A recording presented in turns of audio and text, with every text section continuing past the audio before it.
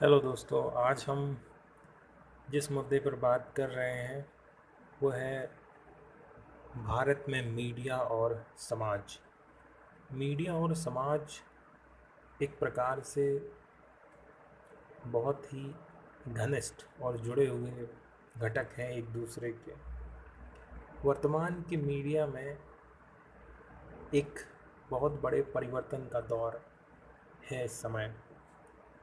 जिस प्रकार हम जानते हैं कि मीडिया का अर्थ समाज में किसी माध्यम को प्रदर्शित करते हुए अपनी सीमाएं और कानून की बाध्यताओं को बनाए रखते हुए खबरों को प्रसारित करना प्रमुख काम है।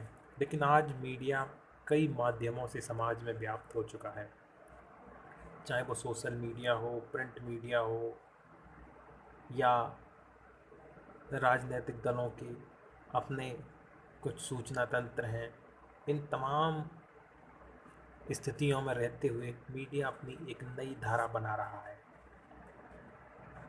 इस समय मीडिया के रूप में सबसे प्रचलित स्थान टीवी का जो था उसका स्थान कम होता हो रहा है। इसके स्थान पर सोशल मीडिया और सोशल मीडिया में भी विशेष तौर पर यूट्यूब, फेसबुक और ट्विटर जैसी चीज़ें बहुत तेज़ी के साथ प्रगति कर रही हैं। लेकिन क्या मीडिया और समाज के बीच में ये गठजोड़ ठीक प्रकार से काम कर रहा है या नहीं, इस मुद्दे पर हम आज एक लंबी बातचीत करने जा रहे हैं। जैसा कि आप जानते हैं कि इस समय भारत में कुछ चिरपरिचित न्यूज़ चैनल हैं, जैसे कि आज तक, एबीपी न्यूज़ और इसके अलावा भी कई सारे न्यूज़ 24 और भी कई सारे चैनल हैं। ये टीवी पर चौबीसों घंटे न्यूज़ प्रसारित करते हैं। इसके साथ ही साथ अब यूट्यूब पर भी न्यूज़ का एक बड़ा मसाला पेश किया जा रहा है, जिसमें कई सारे चैनल्स न्यूज़ को पूरी तरीके से इस पर डिपेंडेंट हैं और काम कर रहे हैं। न्यूज़ पत्रकारिता में कुछ चेहरे जो प्रमुख रूप से न्यूज़ की दुनिया का नाम बन चुके हैं, जिनमें सुधीर चौधरी, अंजना ओम कश्यप आज तक के पत्रकार हैं। इन पर कई सारे सवाल और इनकी नैतिकता और इनके पक्ष पर बोलने, किसी पक्ष पर बोलने के लिए ख़ास तौर पर टिप्पणियाँ और इनके विश्वसनीयता पर प्रश्न चिन्ह बने हुए हैं। आज मीडिया जिस दौर में है, वहाँ मीडिया की जवाबदेही, समाज में मीडिया से हो रहे परिवर्तन, मीडिया से समाज में मानवाधिकारों का किस प्रकार प्रभाव पड़ रहा है वो, और मीडिया की चुनौतियाँ, राजनीतिक संबंध मीडिया और मीडिया के संस्थानों के, प्रवक्ताओं के, एंकरों के, इन सभी का समाज पर एक गहरा प्रभाव पड़ रहा है। देश के तमाम चैनल जो खबरों को अलग अलग तरीके से दिखाते हैं, उनके नैरेटिव को सेट करते हैं, उनकी आज एक विशेष धारा बन चुकी है। आज एक विशेष चैनल जिसका नाम आर भारत है, वो किस प्रकार की न्यूज़ दिखाएगा, इसे उसके दर्शक और पाठक भली भांति समझ जाते हैं। इसमें कितना हिंदू और मुस्लिम की राजनीति को दिखाया जाएगा, चैनल किस किस किसका पक्ष लेगा, पत्रकार किसका पक्ष लेगा, ये उसके नाम और चेहरे से जाहिर हो जाता है। लेकिन क्या ये मीडिया का ये चेहरा सच में ऐसा ही होता है? मीडिया एक निष्पक्ष और जिस प्रकार समाज की, मैंने बताया कि समाज में परिवर्तन, मानवता, चुनौतियाँ और जवाबदेही और समाज में हो रहे परिवर्तन या किसी व्यक्ति के सोच में बदलाव आ रहा है, ये मीडिया को देखने और सुनने के कारण आता है। और इसी कारण समाज में परिवर्तन होते हैं कि कोई व्यक्ति किसी के बारे में किस प्रकार सोचेगा, ये मीडिया की बड़ी भूमिका इसमें होती है। ठीक ऐसा ही आज हो रहा है। व्यक्ति और मीडिया के बीच में संपादक का जो संबंध है वो बहुत गहरा है। किसी भी संपादक के द्वारा संपादित की गई चीज़ें समाज में किस प्रकार परोसी गई हैं, इसका भी एक गहरा असर पड़ता है। कभी कभी कोई बात किसी अन्य संदर्भ में कही गई हो और वो किसी दूसरे संदर्भ में समझ ली जाती है, इसका भी ध्यान मीडिया संस्थानों को रखना है। लेकिन ऐसा बिल्कुल नहीं हो रहा है। ख़ास तौर से आज की राजनीति में, जहाँ हिंदुओं को लेकर अलग नैरेटिव सेट किया जा रहा है, मुसलमानों को लेकर अलग नैरेटिव सेट किया जा रहा है, सत्ताधारी दल को लेकर अलग प्रकार की उग्रता होती है और विपक्ष के प्रति एक अलग रवैया।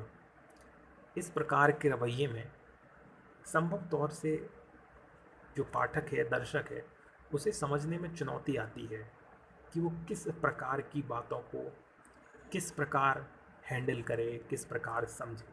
इन सभी चीज़ों को समझने के लिए हमें मीडिया के पत्रकारों के चरित्र और उनकी पूर्व की पत्रकारिता और उनके संपादन में किए गए प्रसारण को देखकर हम भली भांति आज समझ जाते हैं कि ये किस प्रकार के न्यूज़ और नैरेटिव को हमें बताने की कोशिश की जा रही है। जैसा कि मैंने कहा कि भारत में आज प्रमुख चैनल अलग अलग रूपों में अलग अलग माध्यमों के साथ प्रस्तुत हो रहे हैं। टीवी हो, यूट्यूब हो, फेसबुक, व्हाट्सएप, प्रिंट मीडिया और भी अलग अलग माध्यम जो व्याप्त हैं आज के विषय में, वो हो रहे हैं। एफएम और रेडियो भी एक बड़ा माध्यम आज बना हुआ है। हालांकि इसकी प्रासंगिकता ख़त्म हो रही है, लेकिन जैसा कि हम भी इस ब्रॉडकास्ट में किसी भी प्रकार के चलचित्र का प्रयोग नहीं कर रहे हैं, तो ये भी रेडियो की संभवतः श्रेणी में आएगा। इसी प्रकार के माध्यम आज भी प्रसारित हैं, जिस पर एक विशेष प्रकार का लगाव पाठकों में है। जैसा कि मैंने कहा कि सुधीर चौधरी जिस प्रकार की पत्रकारिता कर रहे हैं, उसे सहिष्णु पत्रकारिता के नज़रिए से नहीं देखा जा सकता, क्योंकि उनकी पत्रकारिता में कई सारी चीज़ें हैं जो किसी विशेष पक्ष की ओर इशारा करती हैं। उनमें जैसे कि उनकी एक कार्यक्रम के बारे में बात किया जाए तो उन्होंने बताया है कि मजार राजनीति भारत में चल रही है, लेकिन मंदिर राजनीति के बारे में उनके विचार इस मामले में उतने प्रखर नहीं हैं जितने मज़ारों के मामले में हैं। तो क्या उनकी इस पत्रकारिता को निष्पक्ष कहा जा सकता है जब वो कहते हैं कि कई मज़ारें अवैध बनाई गई हैं, कब्जा करने की नीयत से बनाई गई हैं और सरकार उनके प्रति, अलग अलग सरकारें उनके प्रति कड़ा रुख अपना रही हैं। तो इन अपनाए हुए रुखों में जब वो कहते हैं कि कई जगह मंदिर भी अवैध बनाए गए हैं, उन पर भी कार्रवाई होनी चाहिए, तो क्या उतनी प्रखरता और उतने कड़े शब्द और उतना समय वो इस बात को भी देंगे, या दूसरे समुदायों के द्वारा जो मुसलमान और हिंदुओं से इतर हैं उस पर बात की जाएगी। ठीक दूसरे एंकर महोदया, जिसमें अंजना ओम कश्यप, ये भी संभवतः आज तक की पत्रकार हैं, इनके विपक्ष से पूछे जाने वाले सवाल और सत्ता पक्ष से पूछे जाने वाले सवालों में उतनी प्रखरता क्यों नहीं आती? क्या ये सत्ता के सामने घुटने टेकने वाली पत्रकारिता है, या पत्रकारिता का स्वरूप ऐसा ही होता है या बदल रहा है? कई सारे बातों में सरकार से सवाल पूछते समय हमें नरमी पेश आनी चाहिए। वो सवाल समाज के त्वरित हित के नहीं होते हैं।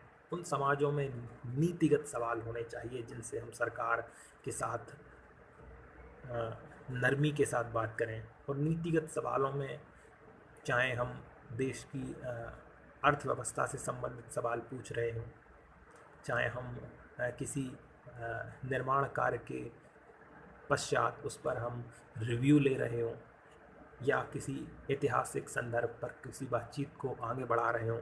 इन सब मुद्दों पर मुझे लगता है कि सरकार के साथ बहुत साधारणपूर्ण रवैये के साथ सवाल पूछे जाने चाहिए। लेकिन किसी व्यक्ति को किसी गांव में पानी नहीं मिल रहा है, ये सवाल सरकार से नरमी के साथ नहीं पूछा जा सकता।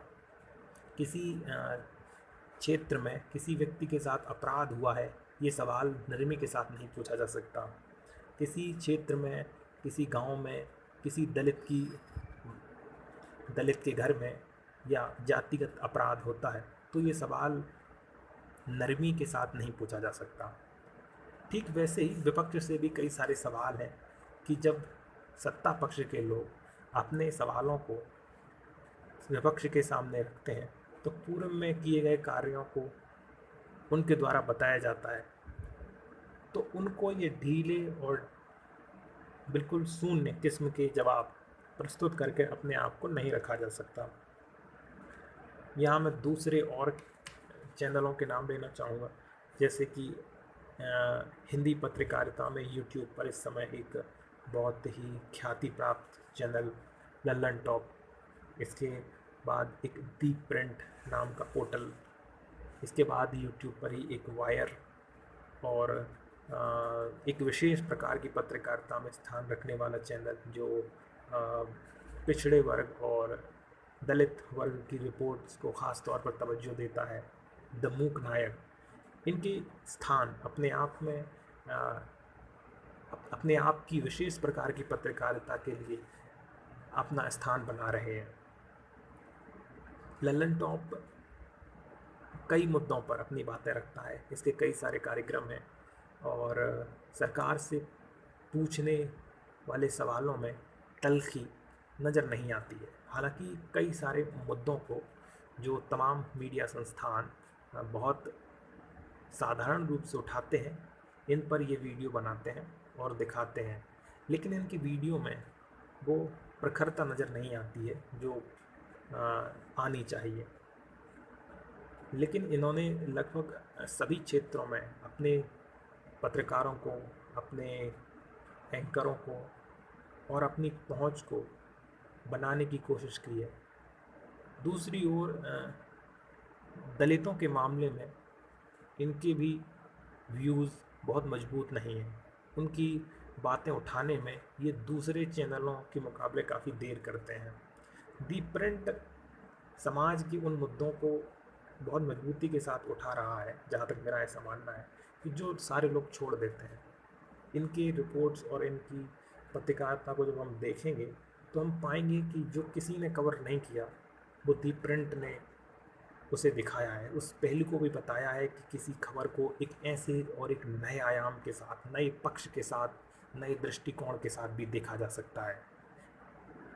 ये एक बहुत पढ़ी लिखी, बहुत अनुभवी पत्रकारिता मुझे लगती है इसमें। द वायर एक यूट्यूब चैनल है, संभवतः पोर्टल भी होगा जिसके बारे में मुझे जानकारी नहीं है।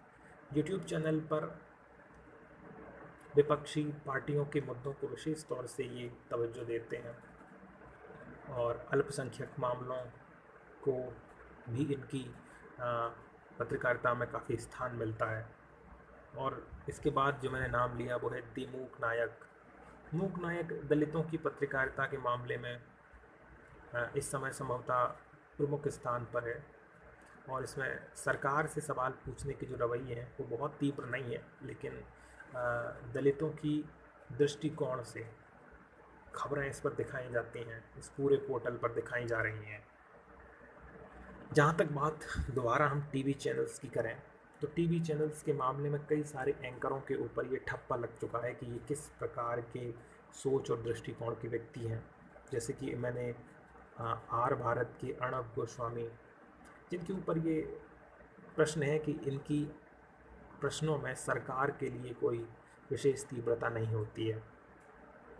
सुधीर चौधरी के ऊपर इस तरीके का ठप्पा लग चुका है कि वो सरकार के सम्मत या सरकार परत पत्रकारिता करते हैं, या इनके दृष्टिकोण में मुस्लिम्स को विशेष तवज्जो नहीं दी जाती है।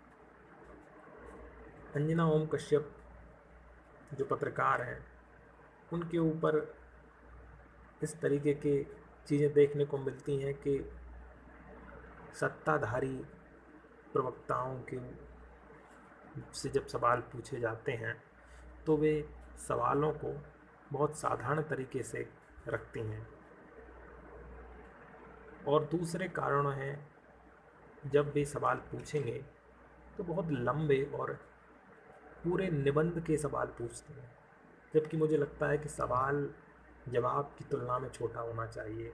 वो 1 मिनट अपना सवाल ही करेंगे तो फिर किसी दूसरे व्यक्ति को सवाल जवाब, मैं इस समय बात कर रहा हूँ उनके डिबेट्स की, जब वो टीवी चैनल्स पर डिबेट में आती हैं तब इस पूरी डिबेट में हम देखते हैं कि वो एक एक 1.5 मिनट के सवाल पूछेंगे और उसके बाद जवाब देने के लिए ही इतना ही समय देंगे, तो ये उचित नहीं है। मुझे लगता है कि सवाल 4 लाइन या 2 लाइन या अथवा 1 लाइन में ख़त्म हो जाना चाहिए और जवाब के लिए हमें 2 मिनट का इंतज़ार करना चाहिए। इसके बाद हम बात करते हैं कि मीडिया की जवाबदेही। इस समय मीडिया की जवाबदेही जनता के प्रति किस प्रकार की होनी चाहिए? मीडिया की जवाबदेही में मीडिया को सहिष्णु होना चाहिए। जिस प्रकार से हम कुछ दिनों में देख रहे हैं कि एक महिला एसडीएम जो उत्तर प्रदेश में तैनात हैं, जिनका नाम ज्योति मौर्य है, उनके निजी मामले को मीडिया में इस प्रकार तूल दिया जा रहा है। उनका मामला ये है कि उनका अपने पति से तलाक चल रहा है, तलाक की कार्रवाई चल रही है। उस पूरी कार्रवाई में ये दिखाया जा रहा है कि उनके पति विक्टिम हैं, उनके साथ अपराध हो रहा है और उनकी बातों को टीवी पर दिखाया जा रहा है कि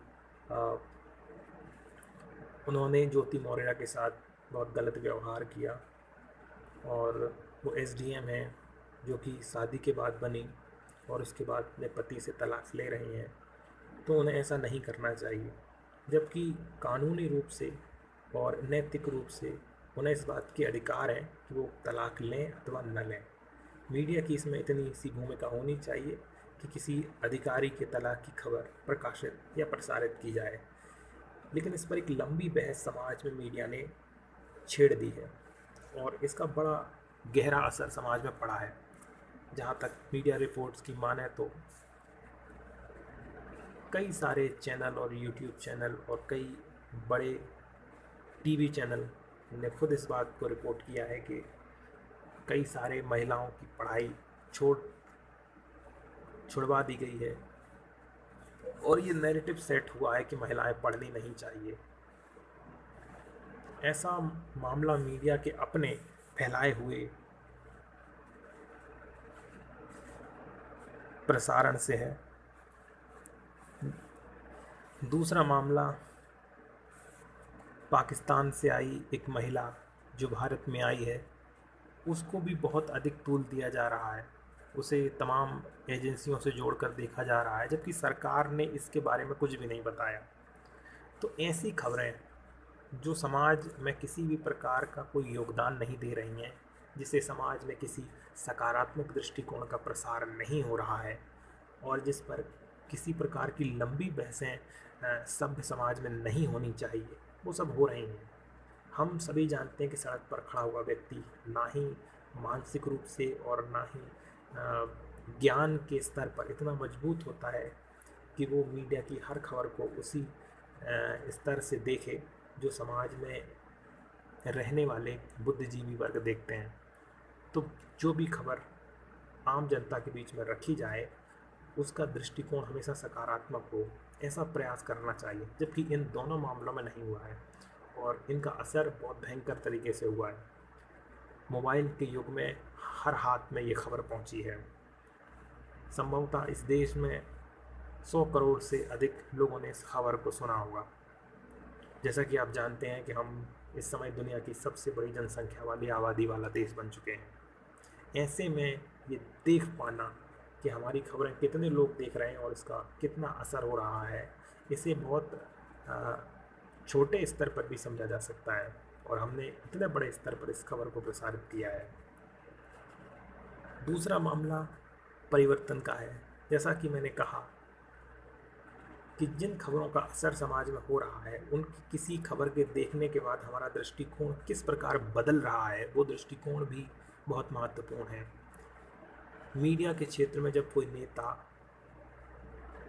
अपनी बात रखता है मीडिया के माध्यम से, तो वो समाज में जाती है और उसी के हिसाब से चीज़ें चलती हैं। चाहे वो किसी इलेक्ट्रॉनिक आइटम की बात हो, चाहे वो किसी किताब का रिव्यू हो, चाहे वो किसी घटना के बारे में बताई गई बातें हो, या किसी आपदा के बारे में बात की गई हो, किसी नदी नाले की भरने या उफान पर आने को बाढ़ नहीं कहा जा सकता। ठीक वैसे ही हम किसी छोटी सी घटना को बड़े स्तर पर नहीं दिखा सकते।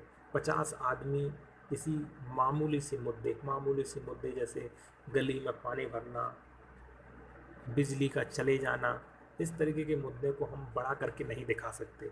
लेकिन एक गांव जहां आज़ादी के बाद, या कह सकते हैं संभवतः कभी नहीं, बिजली पहुंची है, उस गांव को प्रमुखता के साथ दिखाना एक सकारात्मक पत्रकारिता होगी। दिल्ली जैसे शहर की किसी गली में पानी भर जाना वहाँ के प्रशासन की असफलता हो सकती है, लेकिन राजस्थान के किसी गांव में पानी का न होना, या गर्मियों के मौसम में पानी की कमी रहना, हमेशा से रहना, सरकार की एक चूक हो सकती है। ऐसी पत्रकारिता को करना सकारात्मक तरीके से हो सकता है। समाज के एक बड़े हिस्से में न्याय का न मिलना, किसी दलित की रिपोर्ट थाने में न लिखना एक बड़ा मुद्दा हो सकता है।